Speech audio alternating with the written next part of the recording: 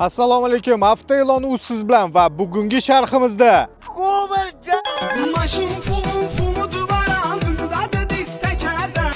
bugungi ko'rsatuvimiz tinchlikda, osoyishtalikda, sokinlikda, ortiqcha e'tirozlarsiz, so'kishlarsiz o'tishi uchun biz homiy topdik. Bugungi sharhimizning asosiy homiysi O'zbekiston Respublikasining ma'muriy javobgarlik to'g'risidagi kodeks nomli tinchlantiruvchi vositasi. O'zbekiston Respublikasining ma'muriy javobgarlik to'g'risidagi kodeks nomli tinchlantiruvchi vositasi. Tinchlik kerakmi?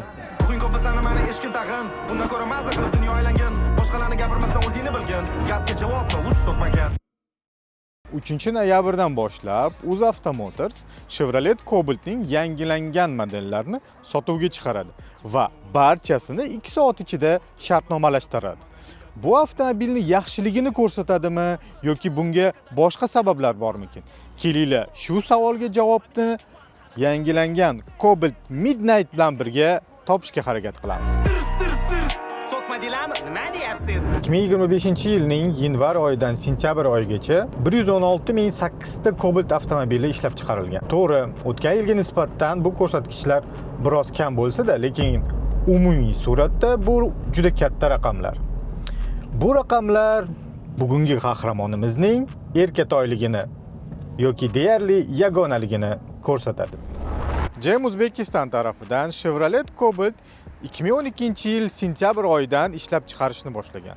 Need for Speed o'ynaganlar, jumladan men, biroz farqli avtomobil kutishgan. Chevrolet Cobalt'ning birinchi avlodi 2004-2010-yillarda Amerika Qo'shma Shtatlarida ixcham avtomobil sinfiga mansub bo'lib bozorda sotilgan. Ammo avtomobilning hozirgi ko'rinishi General Motors korxonasining Braziliyadagi bo'limi tomonidan 2011-yilda takomillashib ishlab chiqarila boshlagan. 2015-yilda avtomobil Braziliya bozorida restyling bo'ladi. 2019-yilda esa ushbu avtomobil ishlab chiqarilishi GM Braziliya tarafidan to'liq to'xtatiladi.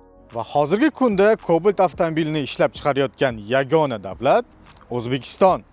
An'analarni xush ko'rgan biz hammaga tanilib bo'lgan, hamma ko'niki bo'lgan, ishlab turgan dizaynni saqlab qolganmiz. O'sha oldi katta galogen faralar, o'sha orqa katta lampali chiroqlar, barcha narsa an'anaga ko'ra saqlanib qolgan. Lekin bu Midnight komplektatsiya bo'lganligi uchun faralar qoraytirilgan. Faradan tashqari avtomobilda barcha xrom detallar, hattoki disklar ham qoraytirilgan. Aytgandek, Lora Piano, Piano Royal, Black Piano. Cobalt erkatoy, oilaning kenja qizi kabi. Nimaga bunday deyapman? Qarang, uzoq 2012-yil GM Uzbekistonning eng gullagan paytlari. O'sha paytda GM Uzbekiston Cobalt bilan birga Matiz, Spark, Nexia 2, Malibu, Captiva'larni rasmiy sotgan. Malibu, Captiva maylim, lekin qolgan avtomobillar orasida Cobalt e'tibor uchun raqobatlashgan. Vaqt o'tgan sari barcha avtomobillar ishlab chiqarishdan chiqishni boshlagan va oxirgi nuqta Gentra'ni ishlab chiqarish to'xtashi bo'lgan. Bundan buyon Cobalt GM'ning yoki UzAvtoning kenjisi erkatoyiga aylangan.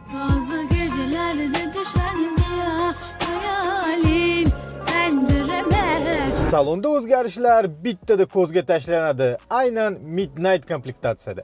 Bu yerda barcha plastik qismlar qoraytirilgan, lekin Style komplektatsiyada esa och rang saqlanib qolgan.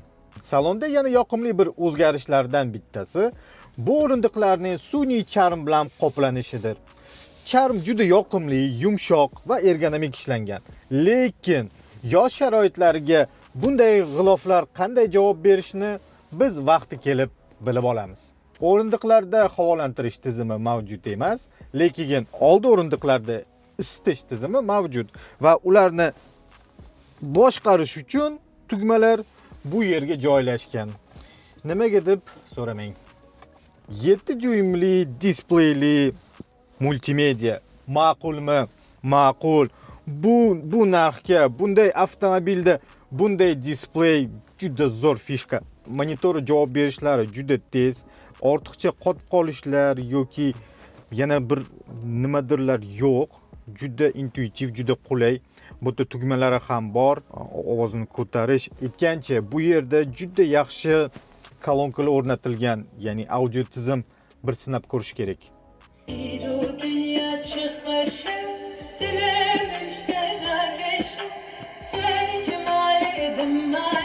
Yangilangan Cobalt'larda uskunalar paneli ham o'zgarishga duchor bo'lgan.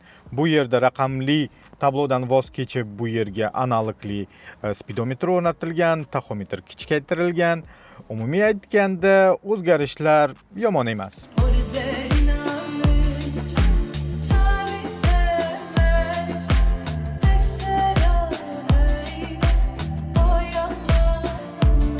Bugungi sharhimizga ko'mak qilgan Toshkent Avtomarkaz rasmiy diler markaziga o'z minnatdorligimizni bildirmoqchimiz. Ha, shu damlar ham keldi. Juda oz bir muddat bo'lsa-da, lekin endilikda siz eng ommabop bo'lgan avtomobilni to'g'ridan-to'g'ri rasmiy avtosalondan sotib olishingiz mumkin. Avtoelon.uz bepul ilovamizda esa rasmiy dilerlar bo'limida siz nafaqat yangi Cobalt'ni, balki boshqa rusumdagi yangi avtomobillarni topishingiz mumkin. Avtoelon.uz avtomobil sotish va sotib olish uchun eng qulay ilova. Havolalar biriktirilgan.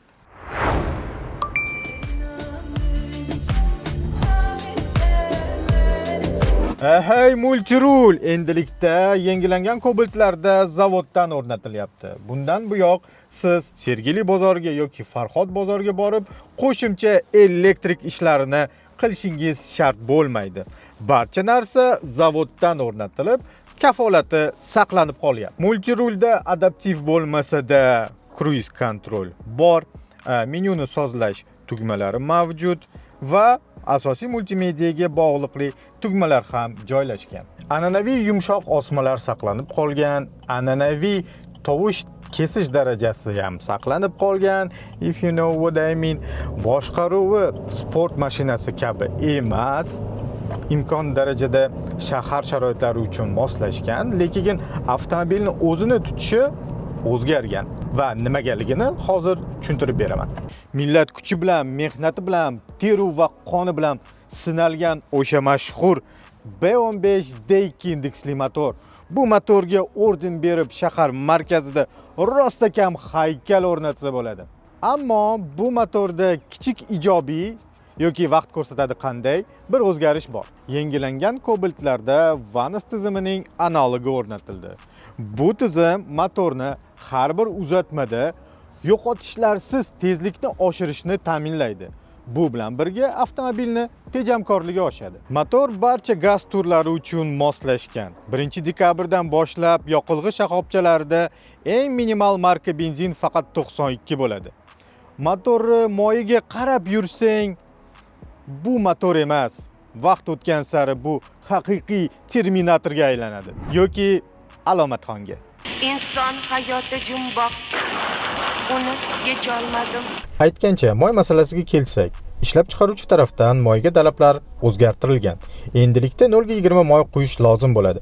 Ha, bu qaror savollar uyg'otadi, lekin ularga javobni biz real hayotda topamiz. An'analarni saqlagan holda yukxona hajmi ham saqlanib qolgan. O'sha katta ro'zg'orbob yukxona shu pultda ochiladi. Alohida tugma salonda mavjud emas, lekin bizning xalq bunga ko'nikib bo'lgan.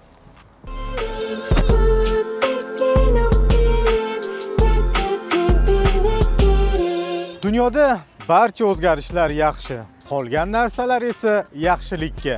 Sizlar bilan davr mashinasi bo'ldi. Men Sharipov Saydolimxon. Keyingi ko'rsatuvlarda ko'rishguncha.